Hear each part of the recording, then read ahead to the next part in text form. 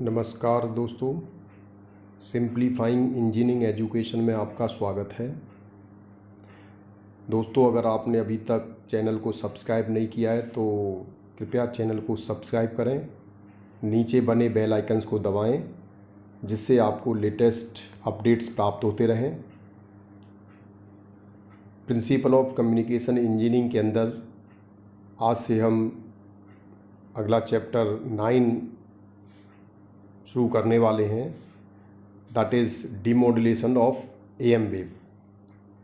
इससे पिछले अध्याय में हमने डीमॉड्यूलेशन ऑफ एएम वेव का अध्ययन किया था कि वह वेव जो एम्पलीट्यूड मॉड्यूलेटेड वेव होती है उसको हम कैसे उसका डीमॉड्यूलेशन करेंगे।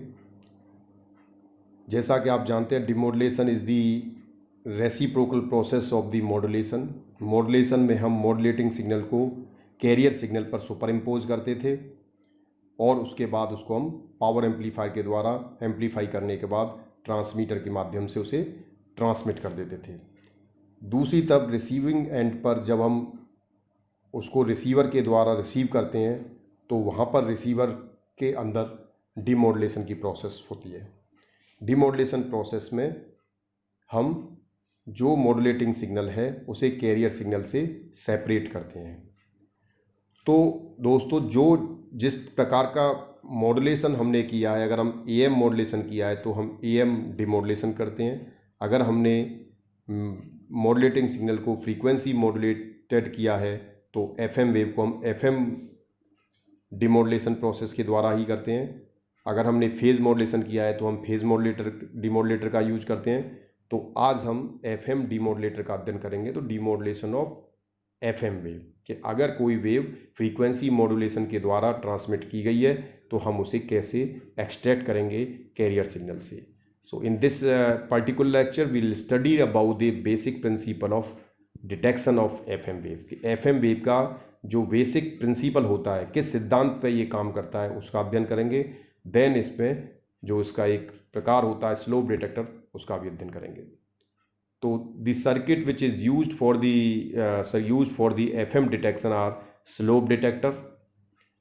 FM डिटेक्शन के लिए हम जो सर्किट यूज करते हैं उसमें पहला सर्किट होता है slope detector, then balanced slope detector, उसके बाद Foster Seeley discriminator, ratio detector and quadrature detector. ये 5 तरह के सर्किट्स का हम FM डीमॉड्यूलेशन में प्रयोग करते हैं। तो सबसे पहले हम ये जानना चाहेंगे कि हमारा क्या प्रिंसिपल है, किस सिद्धांत पर एफएम डीमॉड्यूलेशन की प्रोसेस काम करती है। The process of extracting a modulating signal from a frequency modulated carrier is known as frequency demodulation. यानी कि कैरियर जो फ्रीक्वेंसी मॉड्यूलेटेड कैरियर है उससे अगर हम मॉड्यूलेटिंग सिग्नल को एक्सट्रैक्ट करें, अलग करें, सेपरेट करें तो ये प्रोसेस फ्रीक्वेंसी डीमॉड्यूलेशन कहलाती है। FM demodulator circuits perform 2 operation mainly. अब एफएम जो डीमॉड्यूलेटर सर्किट डिजाइन करते हैं उसके मेनली 2 कार्य रहते हैं। पहला क्या, it converts frequency modulated signal into amplitude modulated signal with the use of circuit depends on the frequency. यानी पहला काम एफएम डीमॉड्यूलेटर सर्किट्स के अंदर ये होता है कि हमें एक ऐसा सर्किट चाहिए जो एफएम वेव को एएम वेव में कन्वर्ट कर सके। तो एक ऐसा कन्वर्टर फ्रीक्वेंसी मॉड्यूलेटेड वेव को एएम मॉड्यूलेटर में कन्वर्ट करता है, ऐसे सर्किट का हम प्रयोग करते हैं।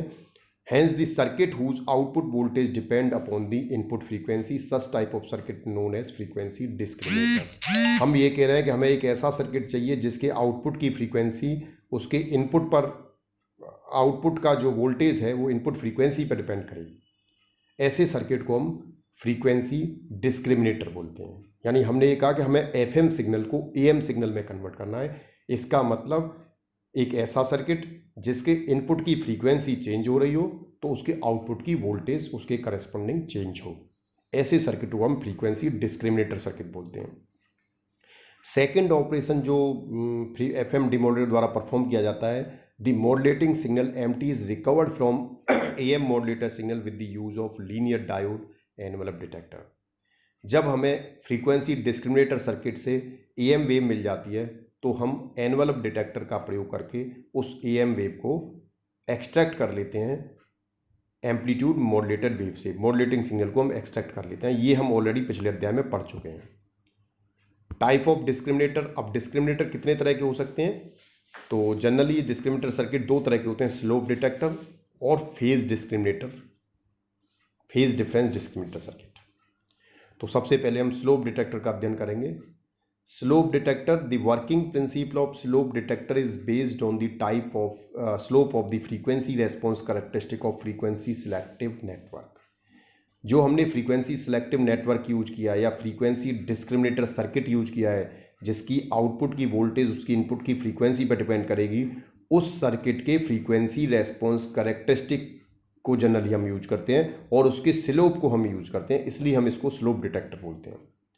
उसके बाद इसमें LC circuit is used in slope detector which works as a tune circuit. उसके बाद हम इस स्लोप डिटेक्टर में एक एलसी ट्यून सर्किट यूज करते हैं। As we know that the output voltage of tune circuit is depends upon the input frequency. जैसा कि हम जानते हैं ट्यून सर्किट की जो आउटपुट की वोल्टेज है वो इनपुट की फ्रीक्वेंसी पर डिपेंड करती है, तो हम इसमें एक एलसी ट्यून सर्किट भी यूज करते हैं। ऑपरेशन क्या होता है स्लोप डिटेक्टर का, ये देखें, this is the circuit diagram of the FM demodulator circuit slope detector, जिसमें पहला सेक्शन जो आप देख रहे हैं जो रेड स्क्वायर के अंदर है, that is representing frequency discriminator, जो एफएम वेव को एएम वेव में कन्वर्ट करता है। यानी इस पे इनपुट में एस एफ एम टी एक एफएम वेव जा रही है और इस पे आउटपुट पे एस ए एम टी एक एम्पलीट्यूड मॉड्यूलेटेड वेव आ रही है। तो this is the work of this discriminator. Then this S A M T signal goes to the envelope detector. Envelope detector क्या करेगा, इस मॉड्यूलेटेड सिग्नल जो एम्पलीट्यूड मॉड्यूलेटेड सिग्नल है उसके एम्पलीट्यूड के एनवलप को वो एक्सट्रैक्ट कर देगा एएम वेव से। तो ये सिग्नल देखें तो this is the frequency modulated signal, FM wave है। इसमें देखें कि एम्पलीट्यूड तो वेव का सेम है लेकिन उसकी फ्रीक्वेंसी समय के साथ परिवर्तित हो रही है, तो ये एफएम वेव है। जब ये इनपुट इस डिस्क्रिमिनेटर पर जाता है तो इससे एक सिग्नल आउटपुट मिलता है, वो सिग्नल वो होता है जिसकी एम्पलीट्यूड समय के साथ परिवर्तित होता है। तो this is the amplitude modulated wave, ये एएम वेव है। जब ये एएम मॉड्यूलेटेड वेव इस एनवलप डिटेक्टर पर जाती है तो ये एनवलप डिटेक्टर इससे इस के एनवलप को डिटेक्ट कर लेता है। ये एनवलप डिटेक्टर वाला सेक्शन हम पिछले अध्याय में बहुत अच्छे से पढ़ चुके हैं। Discriminant circuit converts FM signal to AM signal. The impedance of tuned circuit depends upon the frequency of input signal. हम ट्यून सर्किट यूज कर रहे हैं तो इसकी जो आउटपुट का जो वोल्टेज है वो इनपुट की फ्रीक्वेंसी पर डिपेंड करता है, and the output of tune circuit also depends upon the frequency of input signal. तो ये ट्यून सर्किट का कार्य रहता है जिससे हमें आउटपुट में एक वोल्टेज परिवर्तित होकर मिल जाता है।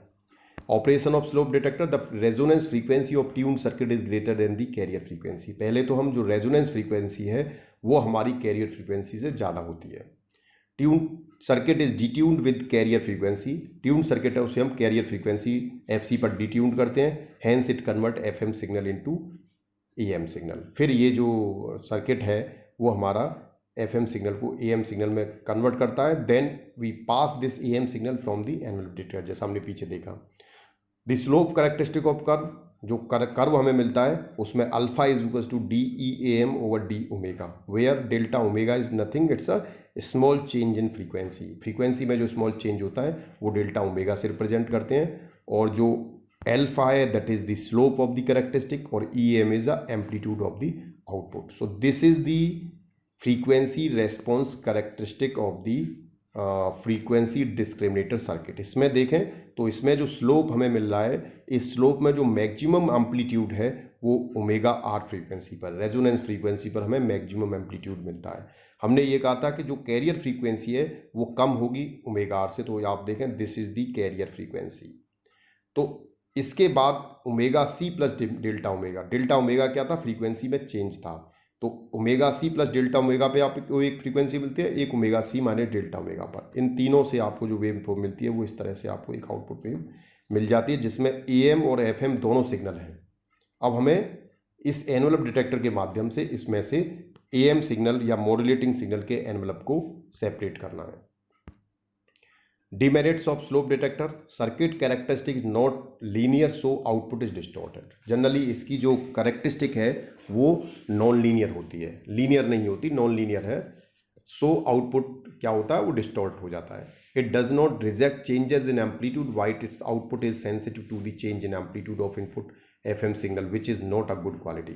दूसरी समस्या इसके अंदर ये आती है क्योंकि हमें जो इनपुट में सिग्नल दे रहे हैं उसकी फ्रीक्वेंसी में परिवर्तन हो रहा है, उसके अकॉर्डिंग आउटपुट में परिवर्तन को सेंस करता है। लेकिन अगर किसी वजह से या किसी नॉइज़ को आने की वजह से इनपुट सिग्नल की अगर एम्पलीट्यूड में परिवर्तन आता है तो ये उसे रिजेक्ट नहीं कर पाता, उसे सेंस कर लेता है।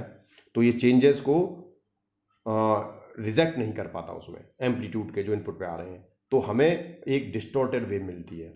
The primary and secondary of transformer used in slope detector must be tuned at the slightly difference frequency which is a typical task. और सबसे बड़ी समस्या जो इसके अंदर होती है कि जो हम इसमें ट्रांसफॉर्मर यूज कर रहे हैं उसकी प्राइमरी और सेकेंडरी को हमें डिफरेंट फ्रीक्वेंसी पर ट्यून्ड करना होता है, लेकिन वो फ्रीक्वेंसी में अंतर बहुत कम होता है, स्लाइटली डिफर करती हैं। तो it is very difficult to tune such type of transformer की उसकी प्राइमरी को सेकेंडरी को हम बहुत ही कम अंतर से हम ट्यून कर रहे हैं, तो ये आसान नहीं होता। तो this is comes in the category of the demerits of the slope detectors. Thanks for watching the video.